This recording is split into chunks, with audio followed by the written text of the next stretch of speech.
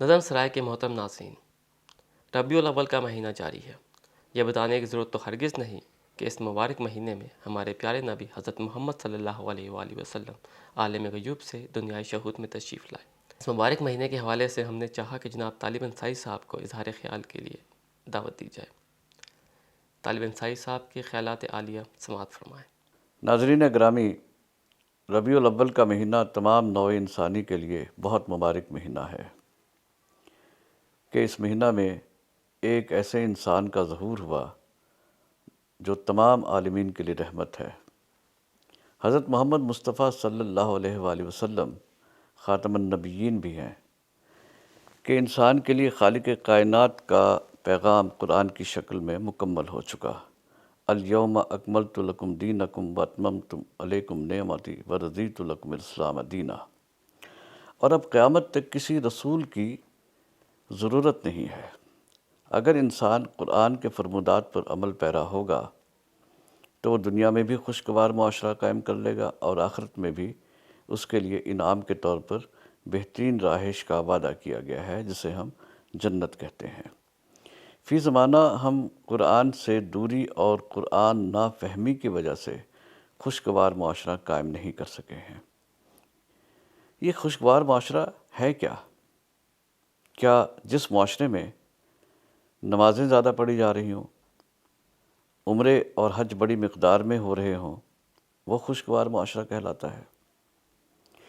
ناظرین، یہ خوشگوار معاشرہ یعنی جنتی معاشرہ ایسا معاشرہ ہے جس میں طبقے موجود نہ ہوں۔ یہ لا طبقاتی معاشرہ ہوتا ہے۔ اللہ کے ہر رسول نے اپنے عہد کی مقتضیات کو سامنے رکھتے ہوئے غیر طبقاتی معاشرہ قائم کرنے کے لیے جانیں کھپائیں۔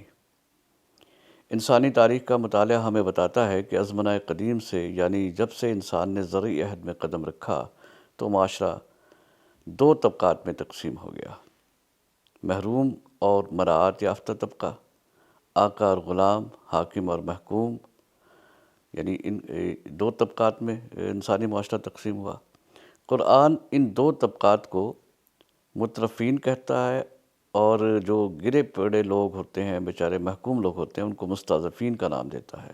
مترفین، مستکبرین، ملا اور اس طرح کے نام جو ہے قرآن میں تواتر کے ساتھ آئے ہیں۔ ان کے بالمقابل مستضعفین کا لفظ آیا ہے، جو کہ بیچارے محکوم طبقے سے تعلق رکھتے ہیں۔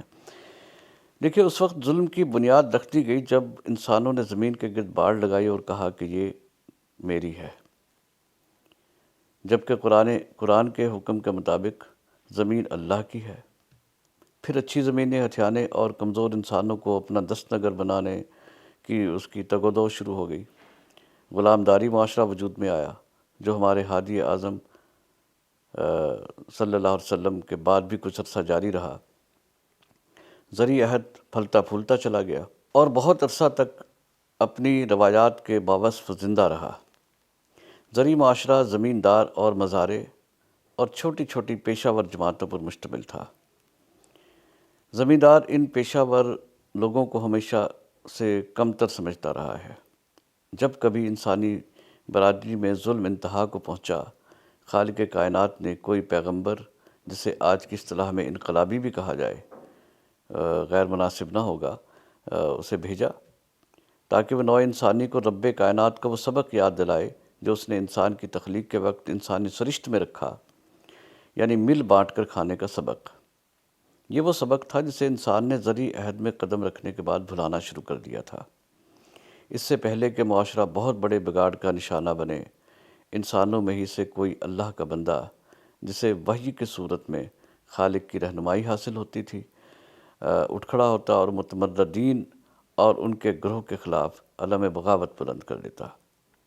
اس پر ظلم کے پہاڑ توڑے جاتے، بسا اوقات سے جلا وطنی کی صعوبت بھی برداشت کرنا پڑتی، کسی کا سر قلم کر دیا جاتا، کسی کو درخت کے ساتھ باندھ کر مارا جاتا، گرم ریت پر لٹا کر مارا جاتا۔ ان سب لوگوں کا کیا قصور تھا؟ یہی کہ وہ انسانوں سے ہی کہتے تھے کہ اے انسانوں، اللہ ایک ہے، اسے ایک مانو، جس طرح وہ ایک ہے تم بھی جماعتی سطح پر ایک ہو جاؤ اور آپس میں تفرقہ نہ ڈالو، نوع انسانی کو طبقات میں تقسیم نہ کرو۔ زمانہ چونکہ ارتقا پذیر ہے اور تا قیامت یوں ہی طبق در طبق مختلف ادوار میں سے گزرے گا، لہٰذا ہر انقلابی نئے زمانے کے مطابق معاشرے کو لا طبقاتی بنانے کے لیے نئے قوانین لاتا تھا تاکہ انسانی معاشرے کو خوشگوار بنایا جا سکے۔ ایسے تمام انقلابیوں کے اولین ساتھی وہ تھے جو اپنے ہی بھائیوں کے ہاتھوں یعنی انسانوں کے ہاتھوں ظلم کا نشانہ بن رہے تھے۔ موسیٰ علیہ السلام بھی انقلابی تھے، عیسیٰ علیہ السلام بھی انقلابی تھے۔ موسیٰ علیہ السلام نے فرعون اور اس کے حواریوں کو للکارا، کیونکہ فرعون نے انسانوں کی ایک جماعت، ایک گروہ بنی اسرائیل کو ایک عرصے سے غلام بنا کے رکھا تھا، ان پر ظلم و ستم کے پہاڑ توڑے ہوئے تھے۔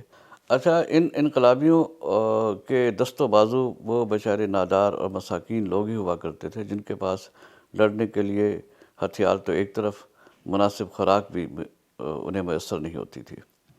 یوسف علیہ السلام جب خزانہ کے امین بنا دیے جاتے ہیں اور پہلی مرتبہ مطبخ یعنی باورچی خانے کا دورہ کرتے ہیں، سرکاری مطبخ کا، تو یہ منظر ان کی انقلابی نظر کو خوشگوار نظر نہیں آتا کہ شاہی خاندان اور مراعات یافتہ لوگوں کے لیے الگ کھانا بن رہا ہے اور غلاموں کے لیے الگ۔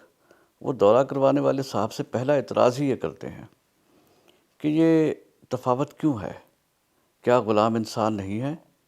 کیا ان کی بھوک اور حاجات مختلف ہیں؟ جواب ملا، ہاں ایسا ہی ہے، ایسا حکم شاہی کے مطابق ہو رہا ہے، اور امراء کا کھانا الگ بنتا ہے اور غلاموں کا الگ۔ ایسے ہی طبقاتی نظام کو بے خوب بند سے اکھاڑنے کے لیے پیغمبران کا ورود ہوتا رہا اور کئی کامیابیوں سے ہمکنار ہوئے اور کئی زمانے کو ایک نئی تحریک سے آشنا کرتے ہوئے موت کے گھاٹ اتار دیے گئے۔ پیغمبر اسلام نے بھی اپنے معاشرے میں اونچ نیچ کا مشاہدہ اپنے لڑکپنے میں ہی کر لیا تھا، اور ان کی روح ایسے دردناک مناظر دیکھ کر مضطرب ہو جاتی تھی جب عکاظ کے میلے میں ملکوں سے آئے ہوئے تاجر عورتوں اور بچوں کی خریداری کرتے تھے۔ عورت کو اگر ہندوستان کا کوئی تاجر خرید کے لے گیا تو اس کے بچے کو کوئی افریقہ کا تاجر خرید کے لے جاتا تھا۔ اب ان دونوں ماں اور بیٹے میں زندگی بھر ملاقات کی کوئی امید، کوئی رمق باقی نہیں رہتی تھی۔ یہ انسانیت کا انسانیت پر انتہا درجے کا ظلم تھا۔ انسانیت بین کرتی تھی مگر انسانوں کو رحم نہ آتا تھا۔ یہ مناظر ایک حساس انسان کو بے تاب کرنے کے لیے کافی تھے، مگر خریدار کو اس سے کیا غرض کہ ظلم ہو رہا ہے، اور وہ ظلم بھی اپنے ہم جنس پر کر رہا ہے۔ طبقات میں بٹے ہوئے معاشرے میں کوئی ظلم کر رہا ہوتا ہے اور کوئی ظلم کا نشانہ بن رہا ہوتا ہے۔ ایسے معاشرے میں ظالم کو خدا خوفی کی تلقین کرنا لاجانی ہوا کرتا ہے، مگر کب تک؟ ظلم پھر ظلم ہے، بڑھتا ہے تو مٹ جاتا ہے۔ مکہ کی گلیوں میں پرورش پانے والے رحمت العالمین خاتم النبیین حضرت محمد مصطفیٰ صلی اللہ علیہ وسلم یہ سارے روح فرسا منظر دیکھ رہے تھے اور اب اندر ہی اندر پیچ و تاب کھا رہے تھے۔ جوانی آئی تو اس ظلم اور ناانصافی کے مزید مشاہدے ہوئے۔ آپ ہمہ وقت اس فکر میں پریشان رہتے تھے کہ وہ اپنے معاشرے سے ناانصافی اور ظلم کا خاتمہ کیسے کریں۔ کچھ عرصہ کے لیے آپ غار حرا میں گوشہ نشینی اختیار کرتے ہیں، اور پھر وہ ساعت سعید آ گئی جب غار حرا میں غور و خوض کرتے ہوئے آسمانی ہدایت اتری۔ جبریل نے کہا کہ اے محمد صلی اللہ علیہ وآلہ وسلم، اب اٹھ اور اپنی قوم میں جا، انہیں بتا کہ اللہ ایک ہے، انہیں اللہ کے جھنڈے تلے لے کے آ، انہیں ایک بنا۔ الطاف سینحالی نے ایسے نہیں کہا تھا، وہ نبیوں میں رحمت لقب پانے والا، مرادیں غریبوں کی بل لانے والا، مصیبت میں غیروں کے کام آنے والا، وہ اپنے پرائے کا غم کھانے والا، فقیروں کا ملجا، ضعیفوں کا ماوا، یتیموں کا والی، غلاموں کا مولا، اتر کر حرا سے سوئے قوم آیا اور ایک نسخہ کیمیا ساتھ لایا۔ ناظرین، یہ نسخہ کیمیا انسانی بہبود کے لیے وہ ضابطہ حیات ہے جو انسانوں کے مابین تفریق ختم کرتا ہے، انہیں ایک بناتا ہے۔ ظاہر ہے یہ نسخہ کیمیا متمردین کو، مستکبرین کو نہ موافق آ سکتا تھا، نہ پسند آ سکتا تھا۔ لہٰذا متمردین اور مستکبرین نبی کریم صلی اللہ علیہ وسلم کے مخالف ہو گئے، کیونکہ مترفین اور متردفین جو تھے وہ استحصالی نظام کو قائم رکھنا چاہتے تھے تاکہ دوسروں کی کمائی پر عیش کرتے رہیں، اپنی جنسی ہوس کو پورا کرنے کے لیے من چاہیے اور جتنی چاہیں کنیزیں خرید سکیں۔ یہ نسخہ کیمیا غریبوں اور مسکینوں کی حمایت پر مبنی تھا، ان عورتوں اور کنیزوں کی پروقار زندگی کا ضامن تھا جو تاریخ کے جبر کے ہاتھوں مصیبت کی زندگی بسر کر رہی تھی۔ لہٰذا آپ کی مخالفت مستکبرین نے اور مترفین نے زور و شور سے شروع کر دی، اور جیسا کہ ہر انقلابی تحریک کے ساتھ ہوا کرتا ہے، افتادگان خاک نے اس نسخہ کیمیا کو دل و جان سے قبول کیا، مارے پیٹے گئے، ان پر لڑائیاں مسلط کی گئی، حتیٰ کہ ہر انقلابی کے قتل کی سازش بھی ہوئی، مقاطعہ کی صورت مصیبت برداشت کرنا پڑی ایسے انقلابی لوگوں کو، مگر معاشرے کو بدلنے کی تحریک کا ان ایسے لوگوں نے ساتھ نہیں چھوڑا، ان افتادگان خاک نے جو اس انقلابی تحریک کے ساتھ تھے۔ پھر نوع انسانی نے یہ دیکھا کہ تمام انقلابیوں کی طرح پیغمبر اسلام صلی اللہ علیہ وسلم پر بھی اس کی قوم کے لوگوں نے زمین تنگ کر دی۔ جب بھی آپ گھر سے باہر تشریف لے جاتے، لوگ آپ کو پتھر مارتے تھے، زمین پر گرا لیتے اور ٹھوکریں مارتے تھے، یہاں تک کہ فحش گالیاں تک دیتے۔ ایک وقت وہ بھی آیا جب آپ کے چچا حضرت ابو طالب کے وفات کے بعد آپ کو قبیلہ بدر کر دیا گیا۔ اس محسن انسانیت نے طائف میں پناہ لینا چاہی، مگر لوگوں کی ناقدر شناسی کی وجہ سے طائف کی گلیوں میں بھی آپ پر پتھر برسائے گئے۔ تاریخ میں آتا ہے کہ آپ کے پاؤں جو تھے نا خون سے لہو بھر گئے، یعنی آپ کے پاؤں لہو لہان ہو گئے۔ بالآخر نوع انسانی کے عظیم محسن کو جلا وطن ہونا پڑا، مدینہ میں آنا پڑا۔ مدینہ میں اسلامی تحریک یعنی ظلم کی رسیاں کھولنے والی تحریک کامیاب ہونے لگی۔ سبحان اللہ۔ نوع انسانی کا رہبر کہہ رہا تھا کہ غلاموں کی دستیاں کھول دو، انہیں وہ کھلاؤ جو خود کھاؤ، انہیں وہ پہناؤ جو خود پہنو۔ بات بات پر غلام آزاد کرنے کی تلقین ہو رہی ہے۔ اچھا، اگر آپ سے کسی مومن کا قتل ہو گیا دانستہ طور پر، ایک غلام رہا کر دو، یعنی اس کا مطلب یہ ہے کہ پیغمبر اسلام غلام داری نظام کو پسند نہیں کر رہے ہیں۔ انہوں نے ایک غلام رکھا، زید بن حارثہ، ان کو متمنا بنا دیا، اور پھر ایسا سلوک کیا کہ جب اس غلام بچے کو اس کے وارثین لینے کے لیے آئے تو بچے نے ساتھ جانے سے انکار کر دیا۔ بس ایک حکم کی دیر تھی اور غلام آزاد کیے جا رہے تھے، یتیموں کے مال کھانے سے گریز کیا جا رہا تھا، انسان ایک نئے رشتے میں پرویا جا رہا تھا، ایک نیا اور خوشگوار معاشرہ وجود پذیر ہونے لگا تھا۔ پھر تاریخ کی آنکھ نے یہ بھی دیکھا کہ جب ایک ہمسایہ ملک کے شہر میں امیر المومنین اور غلام داخل ہو رہے ہیں تو اونٹ پر غلام سوار ہے اور امیر نے نکیل پکڑی ہوئی ہے کہ طے شدہ اصول کے مطابق اس وقت اونٹ پر بیٹھنے کی باری غلام کی تھی۔ یہ منظر استعمار کے علمبرداروں کے لیے حیران کن تھا۔ انہیں یقین نہیں آ رہا تھا کہ کیا غلام اور آقا ایک ہو سکتے ہیں؟ جیسے آج کل لوگ یہ سمجھنے سے قاصر ہیں کہ سب انسان برابر کیسے ہو سکتے ہیں۔ ایسی فکر رکھنے والوں کو یہ بات سمجھ میں نہیں آتی کہ تقسیم کار میں ضرور فرق ہوتا ہے۔ کوئی کام کر رہا ہے، پھاوڑا چلانے والا پھاوڑا ہی چلاتا ہے، دفتر میں بیٹھ کے کام کرنے والا دفتر میں ہی بیٹھ کے کام کرتا ہے، مگر احتیاج میں کوئی فرق نہیں ہوتا۔ سب کو ہی 2 گردے لگے ہوئے ہیں، 2 پھیپھڑے لگے ہوئے ہیں اور ایک پیٹ لگا ہوا اور ایک ہی معدہ ہے۔ ضرورتیں سب کی ایک ہی جیسی ہیں۔ اس عہد کے تقاضوں کے مطابق ہمارے نبی کریم صلی اللہ علیہ وسلم نے دنیا کو ایک خوشگوار، غریب پرور اور برابری کا معاشرہ قائم کر کے دکھایا، جبر و استبداد کا خاتمہ کر دیا۔ یہی وجہ ہے کہ ان کے ایک پیروکار کی زبان سے آب زر سے لکھے جانے کے لائق یہ جملہ نکلا: اگر دجلہ کے کنارے کوئی کتا بھی بھوک سے مر گیا تو عمر جواب دہ ہے۔ ناظرین، زمانہ ترقی کرتے کرتے نیم سوداگری اور جاگیرداری عہد سے آگے نکل گیا۔ مشینوں کی ایجاد نے انسانوں پر ایک اور ستم توڑا۔ برابری کے معاشرے کا خواب کہیں پیچھے رہ گیا۔ معاشرہ سرمایہ دار اور مزدور کے 2 واضح طبقات میں تقسیم ہو گیا۔ انسان نفسا نفسی اور حل من مزید کے چکر میں پھر اس سبق کو بھول گیا جو خالق کائنات نے، خالق انسان نے اس کی سرشت میں رکھا تھا کہ اے انسانوں، مجھے ایک مانو، جیسے میں ایک ہوں تم بھی ایک ہو جاؤ۔ قرآنی حکم ہے زمین میں کھاؤ پیو مگر فساد برپا نہ کرو۔ یہ فساد بہت وسیع مفاہیم کا لفظ ہے، اس کا ایک مطلب ترتیب الٹ دینا بھی ہے۔ اللہ تعالیٰ نے تو تمام چیزیں اور نعمتیں انسانوں کے لیے یکساں استعمال کے لیے بنائی ہیں۔ اگر کوئی مخصوص طبقہ انہیں صرف اپنے تصرف میں لائے اور دیگر انسانوں کو اس سے محروم کر دے تو یہ قرآنی حکم کی خلاف ورزی ہے۔ بہرحال سرمایہ داری نظام نے انسانی جماعت کو پھر دو طبقوں میں تقسیم کر دیا۔ ایک طبقہ کی راتیں بھی روشن ہوتی چلی گئی اور دوسرے طبقے کا دن بھی تاریکیوں میں ڈوب گیا۔ اپنی دولت بڑھانے کے لیے عورتوں اور بچوں سے بھی کام لیا جانے لگا۔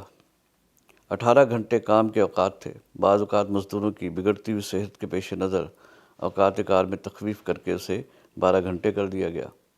مشینوں پر کام کرنے کے لیے یہ اوقات بھی زیادہ تھے، اور معاوضہ اس قدر قلیل کہ سخت محنت کے بعد، یعنی کہ محنت کش تھا، وہ بمشکل پیٹ بھر کر روٹی کھا سکتا تھا۔ ہم یکم مئی کو جو مزدوروں کا دن مناتے ہیں وہ اور ان سے یکجہتی کا مظاہرہ کرتے ہیں، وہ ایک تحریک سے ہی یادگار ہے جب شکاگو میں مزدوروں نے، جنہیں عہد قدیم کا غلام کہا جائے تو غلط نہ ہوگا، بے رحم اوقات کار کے خلاف جلوس نکالا اور مطالبہ کیا کہ 24 گھنٹوں میں 8 گھنٹے آرام کے لیے، 8 گھنٹے تفریح کے لیے اور 8 گھنٹے کام کے لیے مخصوص کیے جائیں۔ یہ مطالبہ دولت آفرین مزاجوں کو کیسے قبول ہو سکتا تھا؟ وہ مشینوں سے زیادہ پیداوار حاصل کر کے امیر سے امیر تر ہونا چاہتے تھے، لہٰذا ریاستی مشینری کے ذریعے ان کے جلوس پر گولی چلا دی گئی۔ کئی مزدور مارے گئے، بہت سے زخمی ہوئے اور کئی معذور ہو گئے۔ استحصال کرنے والے ہمیشہ بے رحم ہوا کرتے ہیں۔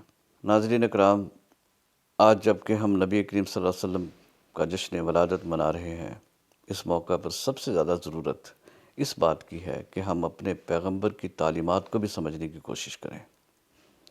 یہ ہمارا روزمرہ کا مشاہدہ ہے کہ آج بھی محنت کش اور افتادگان خاک زندگی کے بنیادی ضروریات سے محروم ہے، اور استحصال کرنے والے کچھ نہ کر کے بھی زندگی کے مزے لوٹ رہے ہیں۔ انہیں ہر طرح کی آسائشیں اور مراعات میسر ہیں۔ کیا ایسا نظام جس میں یتیموں، مسکینوں اور محنت کشوں کے حقوق کی پامالی ہوتی ہو کسی طرح بھی قابل قبول ہو سکتا ہے؟ خاص سرمایہ دار ترس کھا کر صدقات کے نام پر مزدوروں کے لیے لنگر ہی کیوں نہ جاری کر دے؟ حضور نبی مکرم صلی اللہ علیہ وسلم کے داماد خلیفہ چہارم مولا علی کا فرمان ہے کہ خیرات و صدقات کسی کی وقتی ضرورت کو تو پورا کر دیتے ہیں مگر غربت اور ناداری کو ختم نہیں کرتے۔ جس نظام میں انسان نہیں بلکہ اس کی سماجی حیثیت اہم ہو، کیا ہم ہادی اکمل کے پیروکار اسے قبول کر سکتے ہیں؟ نبی مکرم کا جشن ولادت مناتے وقت ہمیں یہ ضرور سوچنا چاہیے کہ ہم نے آج کے دن تعلیمات نبوی کے حوالے سے کیا سیکھا۔ علی اکبر شریعتی کا کہنا ہے کہ اگر کعبہ کا طواف کرتے ہوئے آپ کے دل میں ظلم و استبداد اور ناانصافی اور طبقاتی معاشرے کے خلاف کم سے کم نفرت کے جذبات بھی پیدا نہیں ہوتے تو کچھ فرق نہیں پڑتا کہ آپ کعبہ کو چھوڑ کر لات و منات کا طواف کرنے لگ جائیں۔ میلاد مصطفیٰ صلی اللہ علیہ وسلم مناتے ہوئے کیا ہمارے دل میں طبقاتی معاشرے کے خلاف نفرت پیدا ہوتی ہے یا نہیں ہوتی؟ یا ہم صرف نعرے لگا کر اور زردہ پلاؤ حلوہ پہاز سب کر کے خوش خوش گھر لوٹاتے ہیں؟ ناظرین، دیکھنا یہ ہے کہ ہم مترفین کے ٹولے کے ساتھ ہیں یا مستضعفین کے مقہور و مجبور طبقے کے ساتھ۔ ہمارے ہادی حضرت محمد مصطفیٰ صلی اللہ علیہ وآلہ وسلم نے تو یہ کہا تھا کہ اے اللہ میرا حشر مسکینوں کے ساتھ کرنا، یعنی پیغمبر اسلام صلی اللہ علیہ وسلم مسکینوں کے ساتھ ہیں، محنت کشوں کے ساتھ ہیں۔ آئیے ہم اپنے آپ سے سوال کرتے ہیں کہ ہم کن کے ساتھ ہیں۔ اللہ حافظ۔